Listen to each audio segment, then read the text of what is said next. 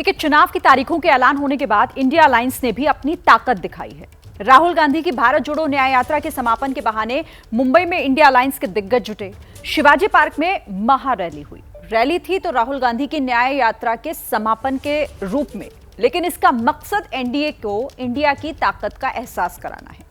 इस रैली में राहुल गांधी के साथ विपक्ष के वो सभी चेहरे मौजूद थे जो अभी भी इंडिया गठबंधन में है। लेकिन बड़ा सवाल यह है कि बिना सीट बंटवारे के, बिना किसी फॉर्मूले के, बिना किसी चेहरे के इंडिया गठबंधन एनडीए को टक्कर आखिर कैसे दे पाएगा।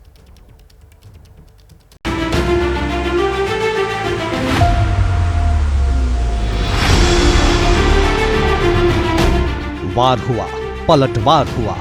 चुनाव की तारीखों के ऐलान के बाद पहली बार हुआ। राहुल गांधी की भारत जोड़ो न्याय यात्रा के समापन के बहाने इंडिया गठबंधन ने अपनी एकजुटता और ताकत दिखाने में कोई कसर बाकी नहीं छोड़ी। मुंबई का मैदान था, मंच पर इंडिया अलायंस के दिग्गज थे और निशाने पर बीजेपी थी। देश भी सोचता है कि ये जो नेता स्टेज पे बैठे हैं अलग अलग पॉलिटिकल पार्टीज से हैं, ये एक राजनीतिक पार्टी से लड़ रहे हैं। ये सच नहीं है, ये गलत है। हम राजनीतिक पार्टी से नहीं लड़ रहे हैं और ये समझने की जरूरत है। हिंदुस्तान के युवाओं को यह बात समझनी होगी। 63 दिन तक चली राहुल की न्याय यात्रा मुंबई के ठाणे में खत्म हुई थी। न्याय यात्रा के समापन को लेकर शिवाजी पार्क में एक रैली की गई। रैली में राहुल के अलावा एनसीपी के दिग्गज शरद पवार, उद्धव ठाकरे, तमिलनाडु के मुख्यमंत्री एमके स्टालिन, आरजेडी नेता तेजस्वी यादव, नेशनल कॉन्फ्रेंस के अध्यक्ष फारूक अब्दुल्ला, वंचित बहुजन अघाड़ी के अध्यक्ष प्रकाश आंबेडकर मौजूद रहे। झारखंड के मुख्यमंत्री चंपई सोरेन और आम आदमी पार्टी की तरफ से दिल्ली सरकार में मंत्री सौरभ भारद्वाज ने भी इसमें शिरकत की। रैली के बहाने इंडिया गठबंधन ने एकजुटता का संदेश देने की कोशिश की। देश के अलग अलग राज्यों के नेताओं को न्योता दिया गया था। मुंबई से दिल्ली की सत्ता को ललकारने में किसी ने भी देर नहीं की। जैसे किसी ने यहां कहा, राजा की आत्मा ईवीएम में है। सही है, सही है। राजा की आत्मा ईवीएम में है, हिंदुस्तान की हर संस्था में है, ईडी में है, सीबीआई में है, इनकम टैक्स डिपार्टमेंट में है। इस दौर में जहां पूरी ताकतें लगाई गई हों, डराया जा रहा हो, लोगों को लालच दिया जा रहा हो, लेकिन हम सब लोग मिलकर के इस देश के संविधान और लोकतंत्र, भाईचारा और जो इस देश की खूबसूरती, डाइवर्सिटी है, उसको बचाने के लिए एकजुट हुए हैं। कोई मोदी जी को हराने के लिए नहीं, उस सोच को हराने के लिए जो देश को बांटना चाहती है, उसके लिए हम लोग एक हुए हैं। मुंबई के शिवाजी पार्क से इंडिया अलायंस के नेता बीजेपी को ललकार रहे थे तो एनडीए के नेता भी पलटवार करने में पीछे नहीं रहे। इसी ऐतिहासिक मैदान में जिन्होंने स्वतंत्रवीर सावरकर जी के खिलाफ आरोप लगाए, उनके बाजू में बैठकर ये सभा लेने की नौबत आज यहाँ पर आई है। ये दुर्भाग्य है। आज कैसे कहेंगे, गर्व से कहो हम हिंदू हैं। इस चुनाव में इस महाराष्ट्र की नहीं बल्कि देश की जनता उन्हें बहुत बड़ी सबक सिखाएगी। सियासत अपनी जगह है, लेकिन सवाल ये है कि क्या राहुल गांधी के शक्ति प्रदर्शन से महाराष्ट्र की 48 सीटों का इक्वेशन बदलेगा? ऐसा इसलिए क्योंकि एनडीए और इंडिया अलायंस में सबसे बड़ी टक्कर महाराष्ट्र में ही मानी जा रही है। 2019 का चुनाव बीजेपी और शिवसेना ने मिलकर लड़ा था, जबकि कांग्रेस और एनसीपी एक साथ थे। अब हालात बदल चुके हैं। शिवसेना और एनसीपी दो धड़ों में बंट चुकी है। एकनाथ शिंदे और उद्धव ठाकरे के बीच शिवसेना बंट गई है, तो एनसीपी शरद पवार और अजित पवार के बीच दो धड़ों में बंटी है। एकनाथ शिंदे और अजित पवार बीजेपी के साथ हैं, तो उद्धव ठाकरे और शरद पवार कांग्रेस के साथ। लोकसभा सीटों के लिहाज से यूपी के बाद महाराष्ट्र सबसे बड़ा राज्य है, जहां लोकसभा की 48 सीटें हैं और सीट बंटवारे को लेकर अभी तक किसी भी अलायंस में बात फाइनल नहीं हुई है।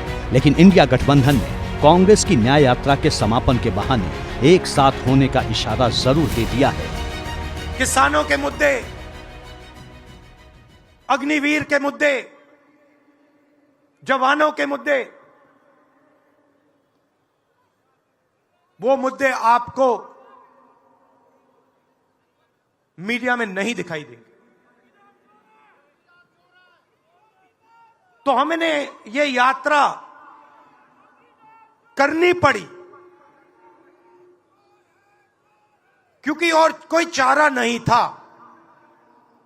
देश के ध्यान को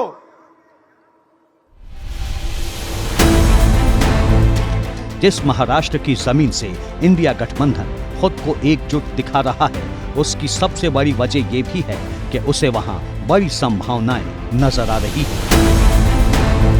एबीपी न्यूज और सी वोटर के ओपिनियन पोल के मुताबिक बीजेपी भले ही तीसरी बार सरकार बना रही हो, लेकिन वो महाराष्ट्र में चूक रही है और 2019 के मुकाबले उसे 13 सीटों का नुकसान हो सकता है, जो किसी भी राज्य के मुकाबले सबसे ज्यादा है।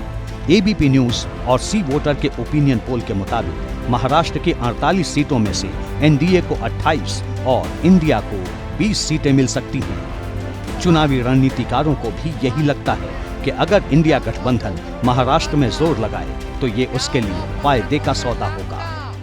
इंडिया अलायंस के लिए अगर एक कोई फर्टाइल ग्राउंड था, वो था महाराष्ट्र।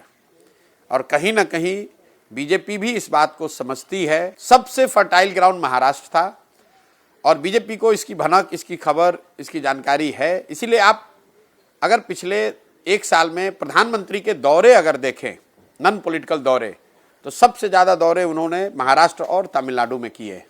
कहीं ना कहीं भाजपा को भी इस बात का एहसास रहा है कि महाराष्ट्र में स्थिति गड़बड़ हो सकती है। जानकार भले ही महाराष्ट्र में इंडिया अलायंस की उम्मीदों को आसमान दे रहे हों, लेकिन गठबंधन में सीट बंटवारे की तपिश से महाराष्ट्र भी अछूता नहीं है। शक्ति प्रदर्शन के जरिए सब दुरुस्त होने का मैसेज देने की कोशिश भले ही की जा रही है, लेकिन सीट बंटवारे को लेकर सियासी शहर मात का खेल अभी जारी है। सीट आवंटन के लिए महाविकास आघाड़ी का फॉर्मूला 22, 16 और 10 का है। सूत्रों से जानकारी मिल रही है कि ठाकरे गुट के लिए 22 सीटें, कांग्रेस के लिए 16 सीटें और एनसीपी शरद पवार गुट के लिए 10 सीटें छोड़ने का फैसला किया गया है। इस बीच महाराष्ट्र में सीट शेयरिंग को लेकर उद्धव की पार्टी का बड़ा बयान सामने आया। शिवसेना उद्धव गुट के सांसद संजय राउत ने कहा कि एमबीए में सोमवार को सीट शेयरिंग का ऐलान हो जाएगा। सीट शेयरिंग को लेकर आपने बोला कि ऑलमोस्ट पूरा फाइनल हो गया है, 1-2 दिन में, मतलब हम उम्मीद कर सकते हैं कि कल सीट शेयरिंग कल तक हो जाएगा। कल तक हो जाएगा। महाराष्ट्र में 5 चरणों में लोकसभा चुनाव होंगे। बीजेपी के 400 प्लस सीटों के टारगेट के लिहाज से महाराष्ट्र भी अहम राज्य है। महाराष्ट्र का फैसला क्या होता है, ये तो 2.5 महीने बाद ही पता चलेगा।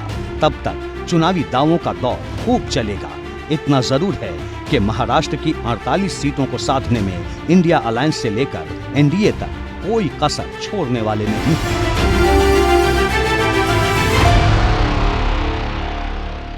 जैसे ही घड़ी का काटा दोपहर 2:30 पे आए, बबीता जी का दिल सास बहू साजिश के लिए मचल जाए।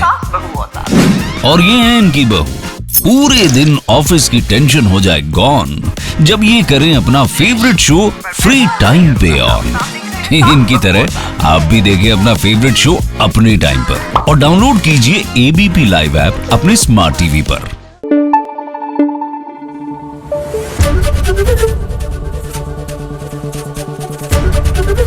एबीपी न्यूज आपको रखे आगे।